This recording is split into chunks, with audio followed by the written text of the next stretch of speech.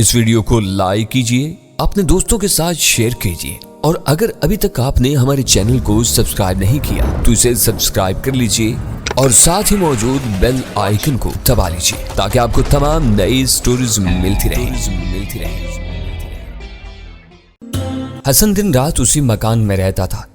رات اندھیری تھی، شہر کی بیشتر سڑکیں روشنی سے محروم تھیں، کہیں کہیں اکا دکا اسٹریٹ لیمپس روشن تھے تو وولٹیج کی کمی یا پھر گرد و غبار میں اٹے ہوئے کونے کی وجہ سے یرکان زدہ نظر آ رہے تھے۔ شہر کی سڑکوں پر اور گلیوں میں آوارہ کتوں کا راج تھا جو غول در غول منڈلاتے پھر رہے تھے۔ بخشل اور میر محمد کو کئی جگہ پتھراؤ کر کے یا بھاگ کر ان کتوں سے جان بچانی پڑی جو ان کی آہٹوں پر اپنی تمام مصروفیات کو فراموش کر کے ان پر لپکنے لگے تھے۔ میر پرخاص بخشل کا دیکھا بھالا شہر نہ ہوتا تو وہ ان بدحواسیوں میں راستہ بھٹک چکا ہوتا۔ میر محمد کے لیے شہر اجنبی تھا، اسے ایک مددگار کے طور پر شروع سے آخر تک بخشل کی پیروی کرنی تھی۔ وہ دونوں آخری موڑ گھوم کر گلی میں داخل ہوئے تو بخشل نے اطمینان کا گہرا سانس لیا۔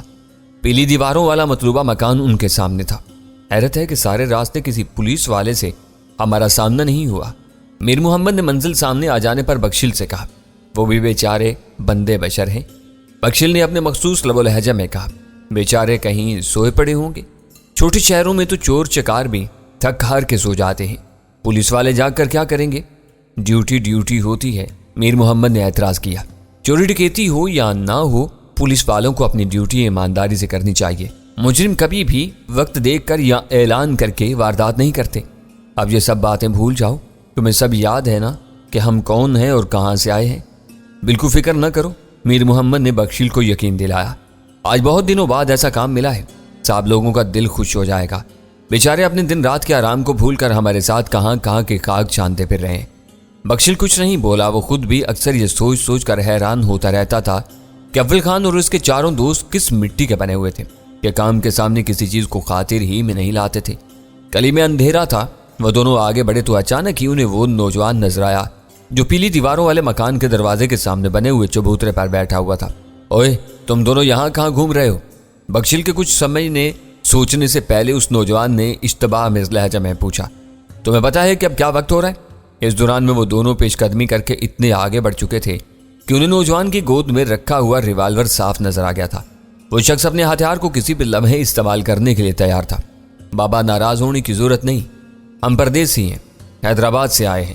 بخشل نے کسی توقف کے بغیر بولنا شروع کر دیا، ہمیں حسن سائیں سے ملنا ہے، چاہے یہ دروازہ اسی کا ہے۔ نوجوان ریوالور داہنے ہاتھ میں تھام کر چبوترے سے اٹھ کھڑا ہوا۔ اس کی تیز اور چمکیلی نگاہیں باری باری بخشل اور میر محمد کے چہرے کا بےتابانہ طواف کر رہی تھیں۔ اس کے ہونٹوں سے سرسراتی آواز برآمد ہوئی، تم کون ہو؟ ہم سریا بائی کے ڈیرے سے آئے ہیں۔ بخشل نے رٹا رٹایا جواب دیا، ہمیں سائیں گوپال چند نے بھیجا ہے، وہ ہمارے ڈیرے کے بہت قدردان ہیں۔ آج رات بھی ڈیرے کی 2 لڑکیاں ان کے گھر گئی ہوئی تھی۔ گلو، کون ہے تو کس سے باتیں کر رہا ہے؟ بند دروازے کے پیچھے سے سخت مردانہ آواز گونجی۔ گلو نے جواب دینے کی بجائے دروازے کے پٹ کھول دیے جو اندر سے بولٹ نہیں تھے۔ آ جاؤ، اس نے بخشل اور میر محمد سے کہا، پھر اندر والے سے مخاطب ہو کر قدر اونچی آواز میں بولا، حیدرآباد سے مہمان آئے ہیں جی۔ بخشل اور میر محمد دھڑکتے ہوئے دلوں کے ساتھ اندر داخل ہو گئے۔ ان کی کہانی مضبوط تھی مگر دونوں کے دلوں میں چور موجود تھا۔ ایک بار گھر میں داخل ہو جانے کے بعد ان کی پوزیشن بہت مخدوش ہو گئی تھی۔ اندر والا شریر بدن کا دراز قامت شخص تھا، اس کے ہونٹوں پر بڑی بڑی نکیلی مونچھیں جھول رہی تھیں۔ انہیں بعد میں پتا چلا کہ اسی کا نام حسن تھا۔ ایک کام کردار ان کے سامنے تھا، دوسرے کا پتہ نہیں تھا۔ وہ قدیم وضع کا گھر تھا جس میں کئی کمرے ایک دوسرے سے ملحق تھے۔ صحن میں 2 چارپائیاں پڑی ہوئی تھیں۔ گھر کی بے سر و سامانی چیخ کر اعلان کر رہی تھی کہ اس 4 دیواری کی دیکھ بھال میں کسی عورت کا دور دور تک دخل نہیں تھا۔ رات تقریباً گزر چکی تھی یا آخری سانسوں پر تھی مگر وہاں بستر کے آثار تھے، نہ دونوں مکینوں کی آنکھوں میں نیند کا خمار تھا۔ ان کی حالتوں سے ظاہر ہو رہا تھا کہ وہ مسلسل بیداری اور اضطراب کی حالت سے دوچار تھے۔ یہ حسن ہے، گلو نے مونچھوں والے کا تعارف کراتے ہوئے ان دونوں کو چارپائی پر بیٹھنے کا اشارہ کیا۔ وقت تنگ ہے، حسن نے اپنی رسٹ واچ پر نگاہ ڈال کر کہا، روٹی پانی کے تکلف سے پہلے یہ بتا ڈالو کہ کس کام سے آئے ہو اور تمہیں کس نے بھیجا ہے۔ یہ سرے گھاٹ کی کسی ڈیرے دارنی کے آدمی ہیں، انہیں سیٹھ گوپال چند نے بھیجا ہے۔ بخشل یا میر محمد سے پہلے ہی گلو نے زبان کھول کر مسئلہ حل کر دیا۔ حسن نے اسے خوش مناک نظروں سے گھورا پھر تحکم سے کہا، تو باہر ٹھرے پر بیٹھ، ان سے میں خود بات کر لوں گا، یہاں پہنچے ہیں تو کوئی اور بھی آنے والا ہوگا۔ بخشل نے حسن کے مزاج کی تیزی کا اندازہ لگا لیا تھا۔ گلو کے باہر جاتے اس نے خود بخود بولنا شروع کر دیا۔ آج رات ڈیرے کی 2 لڑکیاں سائیں گوپال چند کے گھر پر تھیں۔ نشہ پانی کے بعد سب آرام کر رہے تھے کہ کچھ آدمی اندر گھس آئے، لڑکیوں کو ڈانٹا پٹکارا، سائیں گوپال کو زخمی کیا اور سائیں مراد کو اپنے ساتھ لے گئے۔ سائیں گوپال نے لڑکیوں سے سریا بائی کو بلوایا تھا، اس نے ہمیں بھیجا ہے، وہ لوگ کسی آدمی کی تلاش میں تھے جو شاید یہاں ہے۔ حیدرآباد سے تم پیدل آئے ہو؟ حسن نے چند ثانیوں تک ان دونوں کو گھورتے رہنے کے بعد پوچھا۔ اس وقت وہاں سے کون سی گاڑی یہاں آتی ہے؟ ہم کار سے آئے ہیں، ہماری گاڑی شہر کے شروع میں خراب ہو گئی، جب وہ کسی طرح چل کر نہ دی تو ہم اس کے دروازے لاک کر کے پیدل ہی چل پڑے۔ سائیں گوپال کی تاکید تھی کہ پیغام بہت ضروری ہے، کسی نے تمہیں یہ نہیں بتایا کہ وہاں آنے والے فوجی تھے؟ حسن نے چپتے ہوئے لہجے میں پوچھا۔ نہیں، بخشل نے معصومیت سے نفی میں سر ہلا دیا۔ سریا بائی کہہ رہی تھی کہ وہ سادہ کپڑوں والے تھے، آج کل تو سب کچھ ہونے لگا ہے، پولیس والے بھی بغیر ورتی پہننے ہر جگہ پہنچ جاتے ہیں۔ تم مجھے صرف یہی بتانے کے لیے حیدرآباد سے دوڑے چلے آ رہے ہو؟ ہاں، سائیں گوپال کی دونوں ٹانگوں کی اڑیاں ٹوٹی ہوئی ہیں، وہ اسپتال میں ہیں، مگر انہیں سائیں مراد کی فکر تھی۔ اب تمہیں خبر مل گئی ہے تو تم انہیں بچانے کے لیے کچھ کر سکتے ہو۔ وہ فوج والے تھے۔ حسن کو بخشل کی کہانی پر شاید یقین آ گیا اور اس نے سگریٹ سلگا کر اپنے یقین کا اظہار کر ڈالا۔ تمہاری مہربانی کہ تم خبر لے کر یہاں تک آئے، مگر یہ باتیں مجھے پہلے ہی معلوم ہو چکی تھیں۔ اس دوران میں بخشل نے اندازہ لگانا چاہا کہ اس وقت وہاں گلو اور حسن کے علاوہ اور کتنے افراد موجود ہیں، مگر کامیاب نہیں ہو سکا۔ گھر میں ہر طرف گہرے سکوت کا راج تھا، بظاہر وہاں کسی اور کی موجودگی کے آثار نہیں تھے۔ وہ قیدی کون ہے جس کے لیے یہ سب بکھیڑا پھیلا ہوا ہے؟ بخشل نے ہمت کر کے وہ سوال پوچھ لیا۔ اس چکر میں نہ پڑو، حسن مانی خیز مسکراہٹ کے ساتھ بولا۔ ہمارے لیے وہ قیدی اب بالکل بیکار بلکہ بے گار بن کر رہ گیا ہے، ہمیں صرف یہ معلوم کرنا تھا کہ وہ کن لوگوں کے لیے کام کر رہا ہے۔ اس نے زبان بند رکھی ہوئی تھی، اب بات کھل گئی ہے کہ وہ فوج کا آدمی ہے۔ اسپتال جا کر گوپال چند کو یہ بات بتا دینا، ٹھیک ہے؟ بخشل نے اپنی جگہ چھوڑ دی۔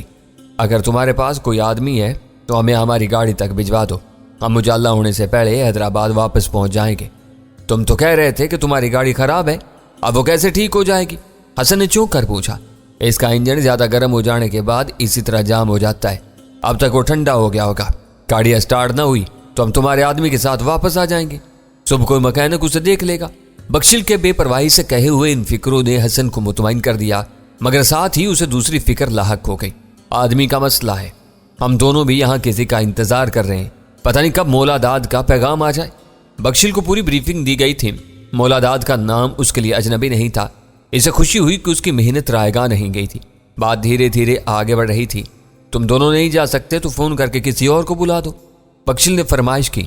ہمارے لیے اتنی دور پیدل واپس جانا مشکل ہے، گاڑی ضروری نہیں، موٹر سائیکل پر ہم 3 آدمی چلے جائیں گے۔ دراصل تم غلط موقع پر یہاں آئے ہو، حسن نے چند ثانیوں کے توقف کے بعد جھجکتے ہوئے کہا۔ اس گھر میں فون نہیں ہے، فون پر لوگ بے احتیاطی سے باتیں کرتے ہیں جو کوئی اور بھی سن سکتا ہے۔ مولا داد کا پیغام آ گیا تو مجھے فون سننے کے لیے اس کے گھر جانا ہوگا، یہاں صرف گلو رہ جائے گا، یہاں کم از کم 1 آدمی کا ہونا ضروری ہے، ہم قیدی کو اکیلا نہیں چھوڑ سکتے۔ حسن کا آخری فکرہ سن کر بخشل کے پورے وجود میں سنسنی کی لہر استرائیت کر گئیں، مگر اس نے خود پر قابو رکھتے ہوئے بے پرواہی سے پوچھا، تو کیا قیدی بھی یہیں موجود ہے؟ بخشل کے سوال پر حسن جھنجھلا گیا۔ میں تم سے کہہ چکا ہوں کہ اس چکر میں نہ پڑو، جلدی یہاں سے نکل جاؤ، یہاں کوئی چکر چل پڑا تو تم زندگی بھر حیدرآباد پہنچنے کے لیے ترستے رہو گے۔ اوہ، بخشل نے خوف زدہ ہونے کی اداکاری کی، قدم بدل کر اپنی پوزیشن درست کی اور اچھل کر حسن پر حملہ کر دیا۔ اس وقت تک یہ بات حسن کے وہم و گمان میں بھی نہیں تھی کہ وہ کسی جال میں پھنستا جا رہا تھا۔ بخشل نے وحشیانہ جوش کے ساتھ بے خبری میں اس کی گردن دبوچ لی۔ میر محمد بھی ہوشیار آدمی تھا، اس وقت تک اس نے گفتگو میں کوئی سرگرم حصہ نہیں لیا تھا، لیکن وہ ان دونوں کے درمیان ہونے والے مذاکرات کا ایک ایک لفظ پوری توجہ سے سن رہا تھا۔ وہ سمجھ چکا تھا کہ حسن نے گھر میں قیدی کی موجودگی کا اشارہ دے کر اپنی موت کے پروانے پر دستخط کر دیے ہیں۔ اس نے حسن کو بخشل کے زور بازو پر چھوڑنا مناسب نہیں سمجھا اور اپنی جیب سے ڈارٹ گن نکال کر بجلی کی سی سراغ سے حسن کے بائیں پہلو پر مہلک ڈارٹ فائر کر دیا۔ شب کی ہلکی سی آواز کے ساتھ ڈارٹ حسن کے پہلو میں پیوست ہوا اور اس کا زہریلا سیال بدن میں سرایت ہوتے حسن کا جسم ایک ناگوار بوجھ کی طرح بخشل کے ہاتھوں میں جھول گیا۔ بخشل اور میر محمد کا وہ مشن بہت جانگسل اور خوفناک تھا۔ اس کے لیے تیاری کرتے ہوئے ہم نے کسی قسم کا کوئی خطرہ مول لینے کی گنجائش نہیں رکھی تھی۔ ٹارٹ گن کے ساتھ ان دونوں کو صرف وہی ڈانٹ دیے گئے تھے جو جسم میں اترتے ہی شکار کو جہنم واصل کر دینے کی صلاحیت رکھتے تھے۔ بے ہوش کرنے والے ڈارٹس کی اس مشن پر گنجائش ہی نہیں تھی۔ بخشل نے حسن کی بے جان لاش کو سہارا دے کر ایک چارپائی پر ڈال دیا۔ میر محمد اپنا ایک کام مکمل کر کے تیزی سے دروازے کی طرف لپکا۔ دروازے کے پٹ بند تھے مگر پہلے کی طرح کنڈی سے آزاد تھے۔ جلدی اندر آ جاؤ، اس نے دروازہ کھولتے ہی گھبرائی ہوئی آواز میں گلو سے کہا۔ حسن کی طبیعت خراب ہے۔ گلو کے لیے وہ انکشاف اس قدر ناگہانی ثابت ہوا کہ وہ کچھ سوچے سمجھے بغیر بوکھلائے ہوئے اندر داخل ہو گیا۔ ریوالور اس نے اپنی جیب میں اڑس لیا تھا۔ اس کے اندر آتے ہی میر محمد نے اس پر ڈارٹ گن تانی اور دروازہ بند کر کے اندر سے کنڈی لگا دی۔ ہاتھ اٹھا لو ورنہ مارے جاؤ گے، میر محمد نے دبی دبی ہنزیانی آواز میں اسے حکم دیا۔ میر محمد پہل کا فائدہ اٹھا چکا تھا۔ گلو کے اوسان خطا ہو چکے تھے۔ اس نے بے چوچ رہا ہاتھ اٹھا لیے۔ قیدی کہاں ہے؟ میر محمد نے اس کی پشت پر اپنے داہنے گھٹنے سے زوردار زر لگا کر پوچھا۔ میر محمد حلق سے دبی دبی غراٹ کے ساتھ لڑکھڑاتا ہوا کئی قدم آگے نکل گیا۔ میر محمد لپک کر اس کے پیچھے ہو لیا۔ جلدی بولو، بخشل نے دانت پیس کر گلو سے کہا۔ وہ اس قدر بدحواس ہو چکا تھا کہ اپنے سر پر منڈلاتا ہوا موت کا سایہ نہ دیکھ سکا۔ اسے زبان کھولنے میں تاخیر کی اور بخشل نے اس کے سینے میں بھی ڈارٹ اتار دیا۔ گلو تیورا کر ہلکے سے دھماکے کے ساتھ فرش پر گر گیا۔ دونوں میں سے کسی نے اسے سہارا دینے کی کوشش نہیں کی تھی۔ بخشل اور میر محمد اس وقت خونخوار درندوں کے مسکن میں گھسے ہوئے تھے۔ اپنی کارروائی کا آغاز کرتے ہی انہیں اندازہ ہو گیا تھا کہ انہوں نے موقع پا کر ہماری ہدایات سے تجاوز کیا تھا۔ اگر وہ اپنی کارروائی مکمل کر کے وہاں سے نکلنے میں ذرا بھی تاخیر کرتے تو بہت برے انجام سے دوچار ہو سکتے تھے۔ ان دونوں کو اتنا کام سونپا گیا تھا کہ وہ اس مکان میں موجود نفری کا اندازہ لگانے کے ساتھ یہ بھی دیکھیں کہ سلطان شاہ وہاں موجود تھا یا نہیں، اور پھر وہاں سے نکل کر آپریٹرز کی مدد سے اپنی معلومات ہم تک پہنچا دیں تاکہ ہم مراد کے ساتھیوں کے خلاف اگلا قدم اٹھانے کا فیصلہ کر سکیں۔ لیکن وہاں حالات کا رخ ہی کچھ اور نکلا۔ بخشل کو غیر متوقع طور پر علم ہوا کہ قیدی اسی گھر میں موجود تھا اور گھر کی چار دیواری میں دشمن کا صرف ایک آدمی موجود تھا، جبکہ دوسرا دروازے سے باہر چبوترے پر بیٹھا ہوا تھا۔ وہ صورتحال اس قدر ولولہ انگیز اور حوصلہ افزا تھی کہ بخشل ایک لمحے کے لیے بھی خود پر قابو نہیں پا سکا اور اس نے اچانک ہی حسن پر حملہ کر دیا۔ پھر میر محمد دوسرے کو بھی اندر گھیر لایا۔ دو دشمنوں کی اس سرد لاشوں کے ساتھ وہ اس چار دیواری میں محصور تھے۔ دونوں ہی سلطان شاہ کی تلاش میں دیوانہ وار اندرونی کمروں کی طرف لپکے، لیکن اس دوران میں بخشل اپنی ذمہ داری سے غافل نہیں تھا۔ اس نے اپنا آپریٹس آن کر کے بے تابی کے ساتھ اول خان کے لیے اپنی رپورٹ نشر کرنی شروع کر دی تھی۔ ہمارے کارواں میں شامل ایس ٹی ایف کے ہر کارکن کے پاس آپریٹس موجود تھا، اس لیے اول خان اور بخشل کے درمیان ہونے والی گفتگو سب ہی نے سنی اور ہر چہرے پر مسرت کی لہر دوڑ گئی۔ قیدی کی بازیابی کی ابتدائی خبر سنتے ہی ویرا نے بے اختیاری کے عالم میں غزالہ کو اپنے بازو میں بھینچ لیا۔ مل گیا، خدا کا شکر ہے کہ وہ یہی مل گیا، ویرا مسرت سے مغلوب آواز میں بولی۔ ملا نہیں، ابھی صرف امید بندی ہے، بخشل اور میر محمد اسے تلاش کر رہے ہیں۔ میں نے کہا وہ دونوں اتنے احمق نہیں ہیں کہ کسی جھوٹی امید پر اتنا بڑا قدم اٹھا لیتے۔ ویرا بدستور پر امید تھی۔ سر، مجھے معلوم ہے کہ میں نے اپنی حد سے تجاوز کیا ہے۔ آپریٹرز پر بخشل کی آواز آ رہی تھی۔ ڈسپلن کی خلاف ورزی کی ہے، میں ہر سزا قبول کر لوں گا، مگر یہاں سب کچھ اتنی تیزی سے بدلا کہ میں جذبات سے مغلوب ہو گیا۔ مکار دشمن ہتھیار خالی ہونے کے بعد ٹھوکر کھا کر گر پڑا ہو تو لڑنے والا سپاہی اس کی گردن اتارے بغیر نہیں رہ سکتا۔ بس دعا کرے کہ ہم کسی کے آنے سے پہلے قیدی کو تلاش کر لیں اور اسے لے کر یہاں سے نکل جائیں۔ اوور۔ تمہیں اپنی غلطی کا احساس ہے اور سزا کا بھی اندازہ ہے۔ اول خان اس کی رپورٹ سننے کے بعد کہہ رہا تھا، جو کچھ کر گزرے ہو اب اسے پایا تکمیل تک پہنچانے کی کوشش کرو۔ اوور۔ ہم 2 کمرے دیکھ چکے ہیں سر، ابھی تک کوئی زی روح نظر نہیں آیا۔ میر محمد اس کا نام بھی پکار رہا ہے مگر کہیں سے کوئی جواب نہیں مل رہا۔ مجھے ڈر لگ رہا ہے کہ کہیں حسن نے مجھ سے جھوٹ نہ بولا ہو۔ اوور۔ کاش تمہارا یہ خیال غلط ہو۔ اول خان کا لہجہ خشک ہو گیا۔ تم نے ان دونوں کو مار کر سنگین غلطی کی ہے۔ قیدی کی بازیابی تک ان میں سے ایک کا زندہ رہنا بہت ضروری تھا۔ ہم ادھر آ رہے ہیں۔ Over and all. کوچ شروع ہو چکا تھا۔ شہر سب ہی کے لیے اجنبی تھا، اس لیے میں احتیاط سے ڈرائیونگ کر رہا تھا۔ اس بار اول خان نے میرے برابر والی نشست سنبھالی ہوئی تھی اور راستوں کے بارے میں میری رہنمائی کر رہا تھا۔ ہم چاروں میں سے کسی نے بھی یہ جاننے کی کوشش نہیں کی تھی کہ بخشل سے ملنے والی اطلاعات پر مراد کا کیا رد عمل تھا۔ وہ سلطان شاہ کے ساتھ اپنے تبادلے کی آس لگائے بیٹھا تھا۔ نئی خبر نے اسے مایوسی کے گہرے سمندر میں ڈبو دیا ہوگا۔ اپنے اسٹاف کے آپریٹرز بند کرا دو، میں نے چند ثانیوں بعد اول خان کو مشورہ دیا۔ ٹرک والوں کے آپریٹرز کے ذریعے مراد تمہارے آدمیوں کی ہر رپورٹ سنتا رہے گا۔ اس کی یہ باخبری نقصان دہ ہو سکتی ہے۔ بات اول خان کی سمجھ میں آ گئی اور اس بارے میں فوراً ہی ہدایات جاری کر دی۔ چند منٹ بعد بخشل پھر لائن پر آ گیا۔ اس کی آواز سے سراسیمگی جھلک رہی تھی۔ ہم نے 7 کمروں سمیت اس گھر کا چپا چپا شان مارا ہے سر۔ ہمارے مطلوبہ آدمی کا کہیں نام و نشان تک نہیں ہے۔ اوور۔ صحن میں پڑی ہوئی لاشوں میں سے کسی ایک کو زندہ کرو ورنہ تم مشکل میں پڑ جاؤ گے۔ Over and all. اول خان نے خفگی سے مختصر سا جواب دے کر سلسلہ منقطع کر دیا۔ اس نے جو کچھ کیا نیک نیتی اور خلوص سے کیا ہے، تم اس کے ساتھ زیادتی کر رہے ہو۔ ویرا نے احتجاج کیا۔ ایس ٹی ایف میں نیت اور خلوص سے زیادہ ڈسپلن کی اہمیت ہے۔ میں اپنے آدمیوں کو تم سے زیادہ جانتا ہوں، اس بارے میں تمہاری دخل اندازی کی ضرورت نہیں۔ اول خان نے نرمی سے کہا۔ ڈسپلن پر اتنا زیادہ زور نہ دو، اس کی جگہ ہم میں سے کوئی ہوتا تو وہی کرتا جو اس نے کیا ہے۔ حسن یا گلو میں سے کوئی بھی زندہ ہوتا تو شور مچا کر ان دونوں کو عذاب میں ڈال دیتا۔ ان کا مر جانا ہی بہتر تھا۔ سوال یہ پیدا ہوتا ہے کہ سلطان شاہ کہاں ہے؟ غزالہ نے ان کی بحث ختم کرنے کے لیے سوال داغ دیا۔ حسن کو بخشل سے جھوٹ بولنے کی کیا ضرورت تھی؟ وہاں حسن تھا، کرشن کمار نہیں تھا، اور مراد بتا چکا ہے کہ سلطان شاہ کرشن کمار کے ساتھ تھا۔ ہو سکتا ہے کہ وہ لوگ ابھی تک کرشن کمار اور سلطان شاہ تک پہنچنے میں کامیاب نہ ہوئے ہوں۔ ویرن رائے دی، میں یہی پوچھ رہی ہوں۔ غزالہ نے زور دے کر کہا، ان دونوں سے رابطہ نہیں ہوا تھا تو حسن نے جھوٹ کیوں بولا؟ اس وقت تک اسے بخشل کی کہانی پر کوئی شبہ نہیں ہوا تھا۔ میں ذہن میں کچھ اور ہی حساب لگا رہا تھا۔ بخشل کے بیان کے مطابق حسن کو آخر تک مولا داد کے کسی پیغام کا انتظار تھا۔ وہ پیغام یہی ہو سکتا تھا کہ حسن فوری طور پر مولا داد کے گھر پہنچ کر مراد سے بات کرے۔ خود مراد بھی کہہ چکا تھا کہ وہ میر پور خاص پہنچنے کے بعد فون پر رابطہ کر کے معلوم کر سکے گا کہ کرشن کمار سلطان شاہ سمیت کہاں تھا۔ ہم نے میر پور خاص میں داخل ہونے سے پہلے اپنا کھیل بدل دیا تھا۔ مراد کو فون کرنے کا موقع دینے کے بجائے بخشل اور میر محمد کو اس کے ٹھکانے پر بھیج دیا تھا۔ اس تبدیلی کے بعد یہ خطرہ ٹل چکا تھا کہ ہمارے پہنچنے سے پہلے مولا داد کا کوئی آدمی حسن کے ٹھکانے پر پہنچ کر ایس ٹی ایف کے دونوں آدمیوں کے لیے خطرہ بنے۔ وہ دونوں پریشان ضرور تھے مگر محفوظ تھے۔ جب تک مراد کو مولا داد کو فون کرنے کا موقع نہ ملتا، وہاں سے کوئی حسن کے گھر کا رخ نہیں کر سکتا تھا۔ ہم وہاں پہنچ جاتے تو پھر بے فکری کے ساتھ مکان میں کسی خفیہ تہہ خانے وغیرہ کی تلاش شروع کی جا سکتی تھی۔ شہر میں سفر کے آخری مرحلے پر ہم نے حامد کی نفری کو ٹرک سمیت گلیوں سے باہر ہی روک دیا۔ ان تنگ گلیوں میں ٹرک کا راستہ کہیں بھی مسدود ہو سکتا تھا۔ ضرورت پڑتی تو آپریٹر پر پیغام دے کر ان لوگوں کو ذرا سی دیر میں موقع پر طلب کیا جا سکتا تھا۔ میں نے جیپ گلی میں گھمائی تو اول خان آپریٹرز پر بخشل سے بات کر رہا تھا۔ اول خان کے لہجے میں ہلکی سی خفگی برقرار تھی مگر بخشل نے اس پر کوئی شکوہ نہیں کیا۔